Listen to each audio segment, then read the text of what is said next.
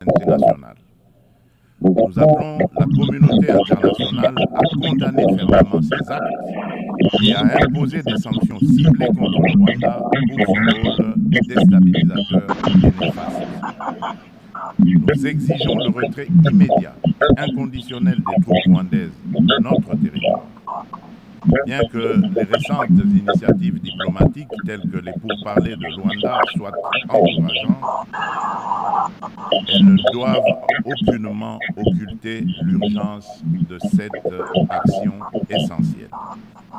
La République démocratique du Congo s'engage activement à établir une paix durable dans l'est du pays et à promouvoir le développement économique ainsi que le bien-être social des communautés meurtries par ce conflit armé. Elle ne ferme cependant pas la porte à toute opportunité qui l'amènera à cette paix tout en n'aliénant pas sa souveraineté, encore moins son intégrité territoriale.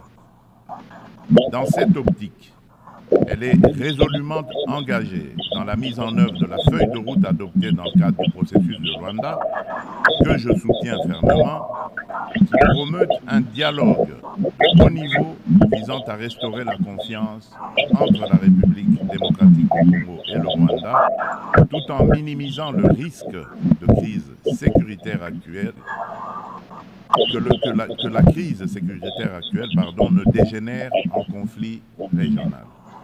En outre, mon pays demeure ouvert à toute autre initiative de nos partenaires qui concourrait à l'atteinte de cet objectif noble de paix.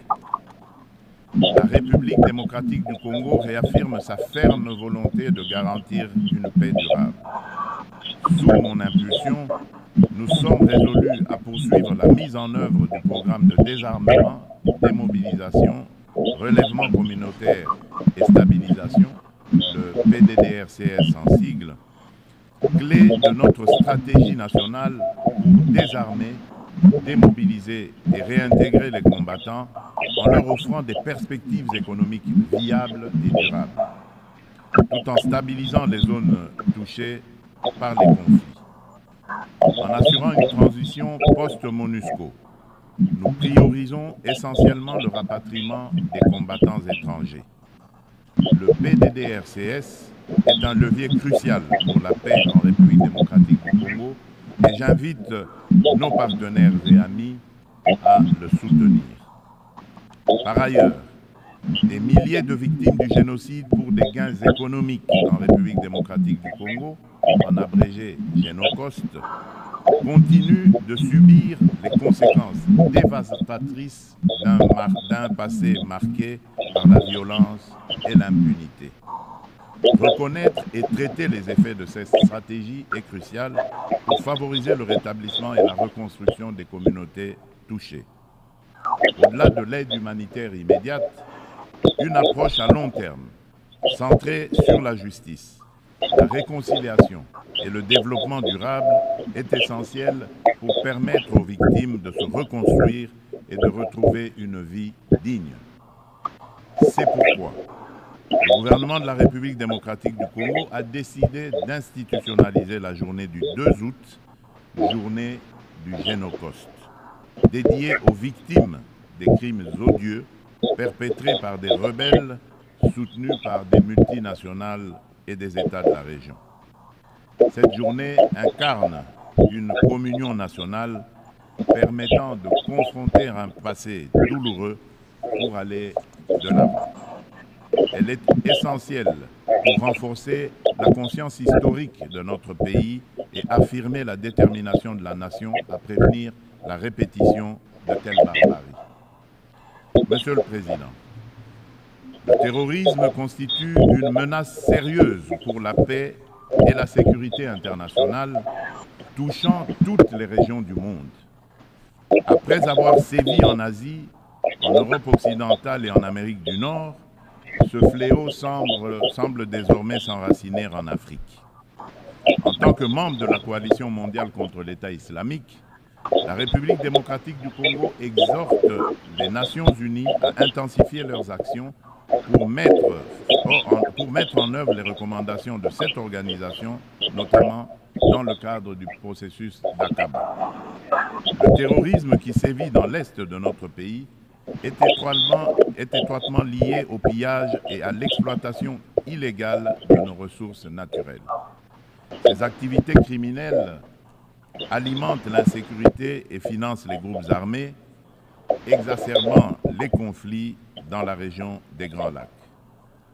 Par conséquent, il est impératif que les Nations Unies envisagent des sanctions sévères contre les acteurs responsables de ces crimes économiques afin de briser ce cercle vicieux et de favoriser la paix, le développement durable et la dignité humaine pour les futures générations. Monsieur le Président, selon le dernier rapport d'examen national volontaire des objectifs de développement durable, la République démocratique du Congo a réalisé des avancées significatives vers plusieurs cibles des ODD grâce à des réformes et interventions majeures. Depuis 2019, le gouvernement a mis en place une réforme ambitieuse pour assurer la gratuité de l'enseignement de base, permettant à près de 4 millions d'enfants de rejoindre l'école. En outre, plusieurs mesures ont été prises pour renforcer la protection sociale, introduire la couverture sanitaire universelle et promouvoir l'égalité des sexes, ainsi que pour favoriser le développement des infrastructures et une industrialisation rapide à travers notamment la création des zones économiques spéciales. Malgré ces progrès, le rapport mondial sur les objectifs de développement durable souligne qu'au rythme actuel, la République démocratique du Congo ne pourra pas atteindre les ODD d'ici 2030 en raison des inégalités et de la vulnérabilité persistante exacerbée par des conflits armés. Face à ce défi, une feuille de route comprenant des actions, interventions et réformes spécifiques a été élaborée afin d'accélérer les progrès et de répondre aux enjeux de l'agenda 2030 avec déjà certaines mesures mises en œuvre pour que la République démocratique du Congo soit en adéquation avec les ODD en 2030. Pour cela, la République démocratique du Congo nécessite des investissements annuels de 32 milliards de dollars.